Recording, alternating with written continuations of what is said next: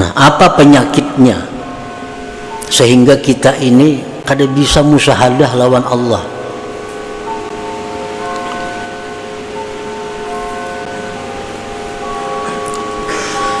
Disebutkan oleh Imam Ahmad Ibnu Athaillah di dalam hikmah yang berikutnya, Al-Hikmatur Rabi'atu Wassalasun.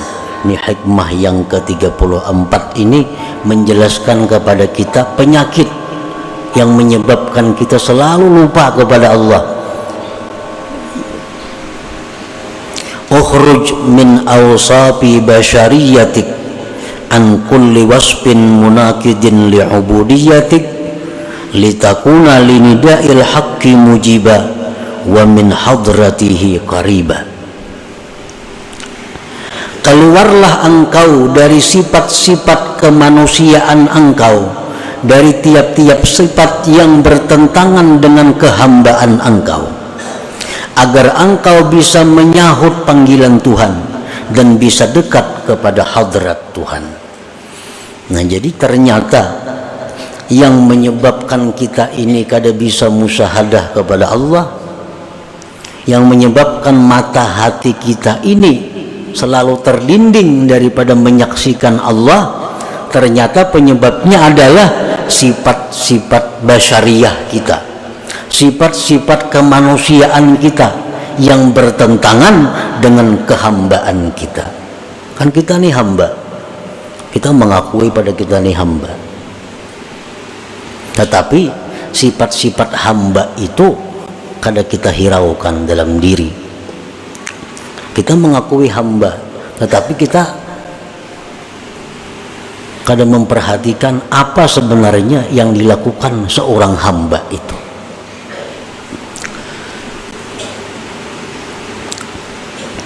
Nah, maksud daripada hikmah yang ke-34 ini adalah khalli qalbak anis sifatil mazmumah al-bahimiyyati was-sabu'iyyati wasyaitaniyati war-rabbaniyah wa halliha bi sifatil ubudiyah yukshaf lakal hijab allazi fik fatarallah akbar wa azhara kulli syai.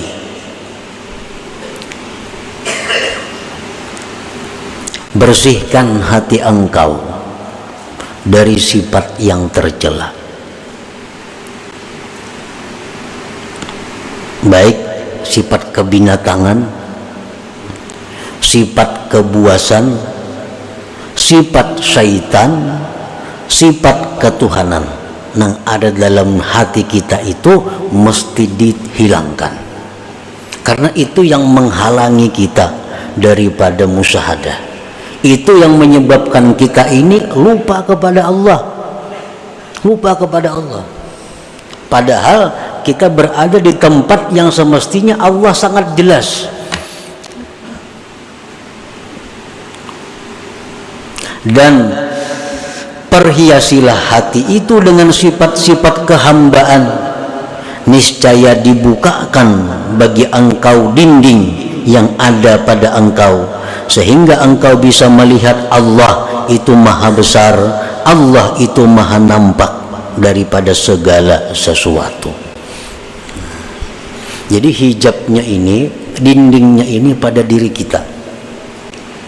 Selama hijab itu kada kita hilangkan dari diri kita, apapun ilmu yang kita pelajari tetap kada akan bisa musyahadah kepada Allah, tetap kada akan bisa khusyuk dalam menjalankan ibadah selama kita masih bersifat dengan sifat-sifat yang tercela itu.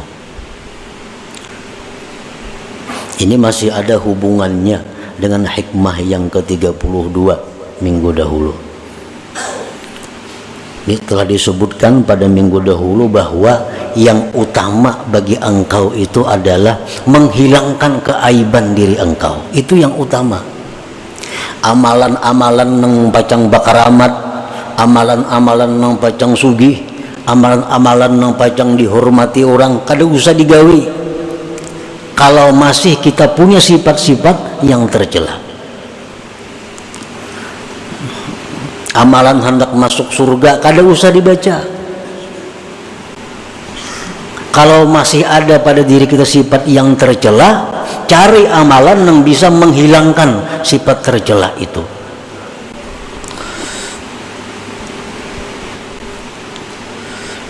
Sifat bahimiyah.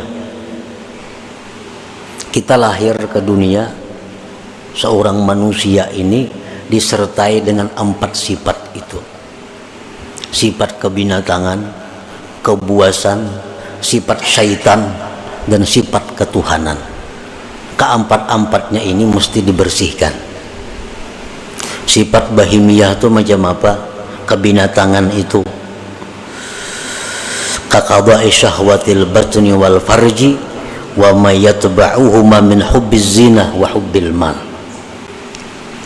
Sifat kebinatangan yang ada pada diri kita ini adalah selalu ingin meluluskan syahwat perut dan syahwat kemaluan.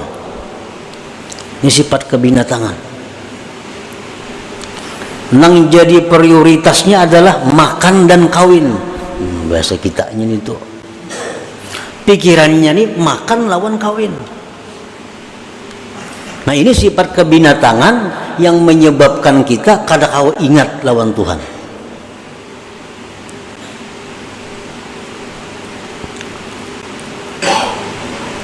Dan sifat yang mengikuti makan dan kawin. Kenapa namanya ikuti? Pertama, kalau orang ketujuh makan itu pasti ketujuh lawan duit, karena kadang-kala makan kada berduit. Bila orang ketujuh kawin itu ketujuh berhias, berhias perlu duit.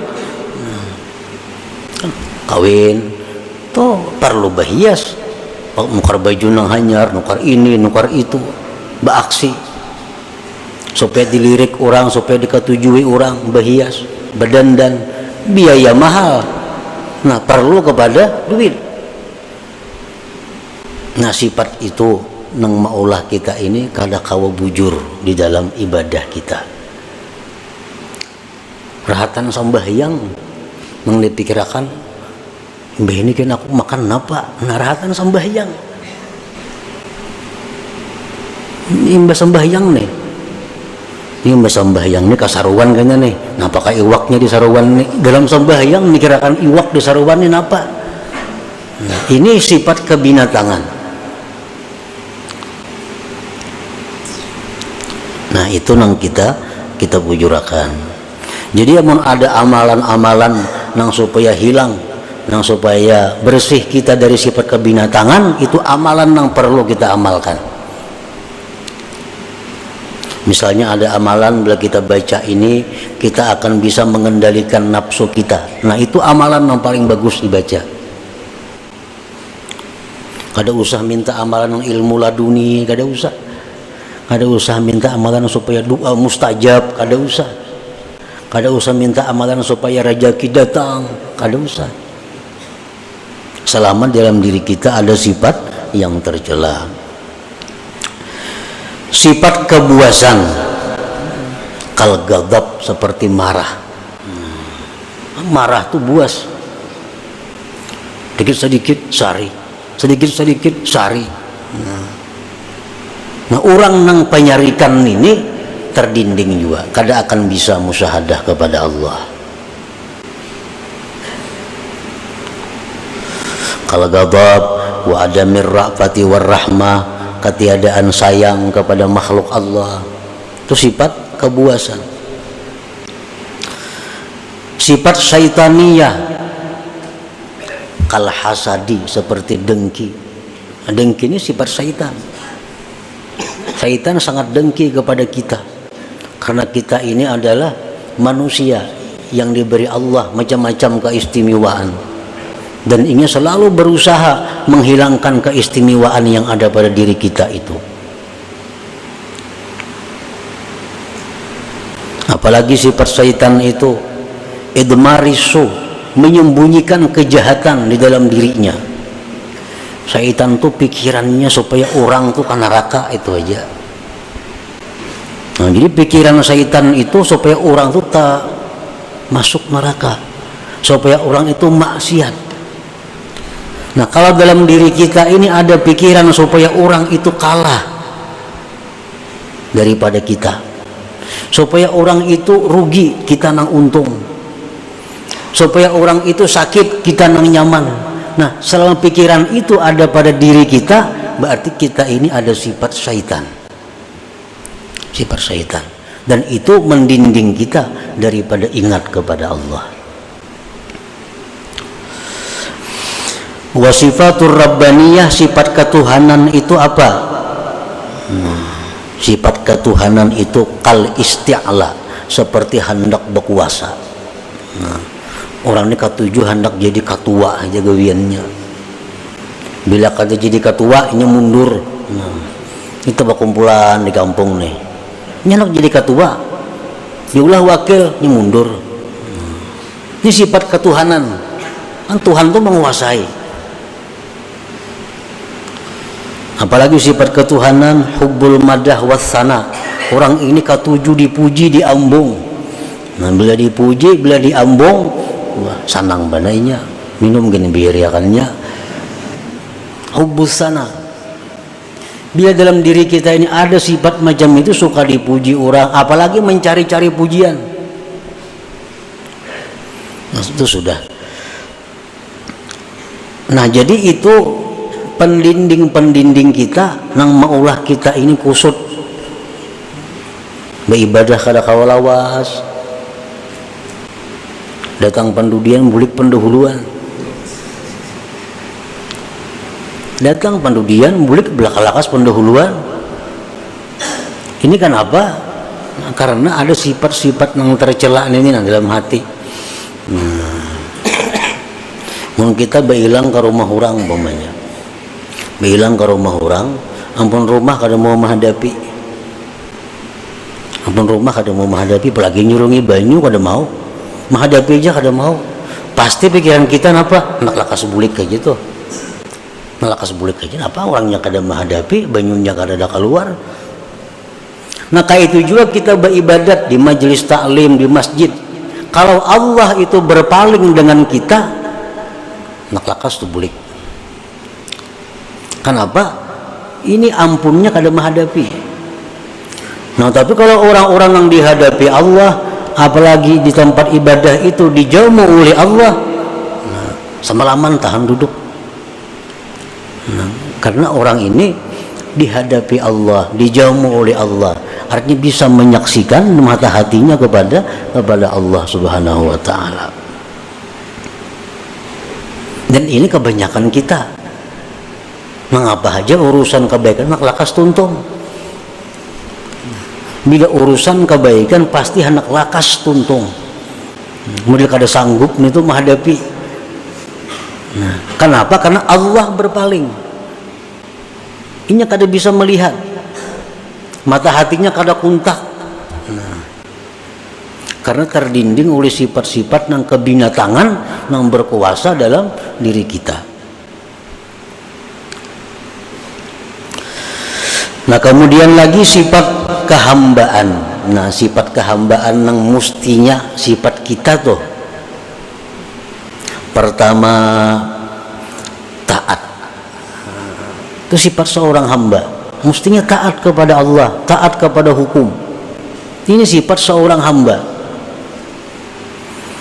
Apalagi sifat seorang hamba itu tawadhu. Itu sifat hamba, tawadhu.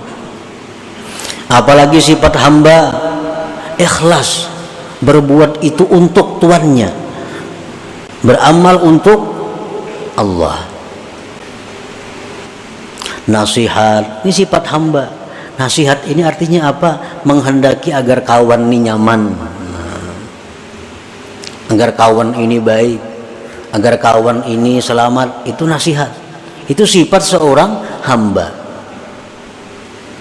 Nah, bila sudah sifat-sifat kebinatangan, kebuasan, syaitan, sifat rabbaniyah itu sudah kita hilangkan dari diri kita, dan kita hiasi hati dengan sifat kehambaan kita, maka otomatis sudah kita bisa musyahadah kepada Allah. Musyahadah kepada Allah. Sembahyang kita memandang Allah, ibadah kita membaca Quran, memandang Allah, maka akan kita temukan kenikmatan-kenikmatan ibadah, kelezatan-kelezatan ibadah. Fahina idin tasduqu fi qaulika Allahu Akbar. Nah, maka pada ketika itu engkau menjadi orang yang jujur dalam perkataan engkau Allahu Akbar. Kita ini kada jujur banyak. Kita harus mengakui bahwa kita ini kada jujur, terutama kepada Allah. Terutama kepada Allah. Kita mengucap Allahu Akbar, nahap Allahu Akbarnya, berangkat tangan lagi.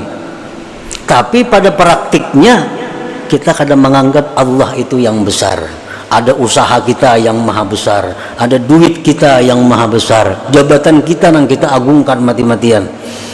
Ini kada jujur dengan Allah.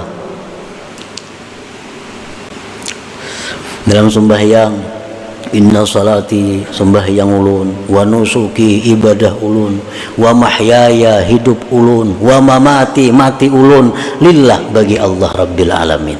Itu pengakuan dalam sembahyang. Jujurlah kita itu, hidup kita ini untuk Allah. Jujurlah kita mati untuk Allah. Jujurlah kita beribadah untuk Allah. Nah, ini kebanyakan kita kada jujur.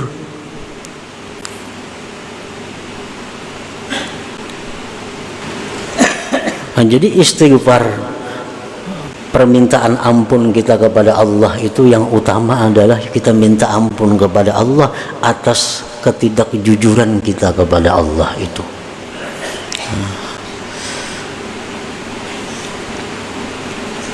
Fahina idin tasduqu fi qaulika Allahu Akbar. Maka pada ketika itu engkau sudah bisa bersih hati dari sifat yang kada baik dan sudah berpakaian dengan sifat yang baik. Pada ketika itu engkau bisa musyahadah kepada Allah, maka jujurlah engkau dalam perkataan engkau Allahu Akbar itu. Namun kita melihat nang besar itu nang lain kada kelihatan lagi, mestinya macam itu. Nang ganal, hadapan kita ini nang ganal, nang di belakang tuh halus kada kelihatan lagi. Tapi kita ini sebaliknya, nang halus-halus itu nang nampak lawan kita, nang hina-hina, nang binasa ini nang nampak lawan kita. Sedangkan yang maha besar sebenarnya terdinding daripada kita. Nah, para muhibbin rahimakumullah. Jadi itu yang perlu kita usahakan, yang perlu kita pikirkan, jangan ditunda-tunda. Kaina-kaina jangan, kayak apa caranya supaya kita bisa bujur dalam ibadah kita. Kita supaya beribadah kepada Allah itu wa'budillah ka'annaka tarah. Beribadahlah kepada Allah seolah-olah engkau itu melihat kepada Allah. Nah, kita kada suruh beribadah melihat Allah Ta'ala. Nah, karena di dalam hati kita banyak penghalang, banyak pendinding. Kalau Allahnya nampak, Allahnya jelas, tapi kitanya yang punya masalah. Nah, jadi tugas kita adalah mempelajari ilmu kayak apa cara supaya bisa demikian, mencari amaliyah kayak apa supaya bisa jadi demikian. Itulah pekerjaan yang paling afdal yang kita kerjakan pada saat kita dipenuhi dengan sifat-sifat yang tercela itu.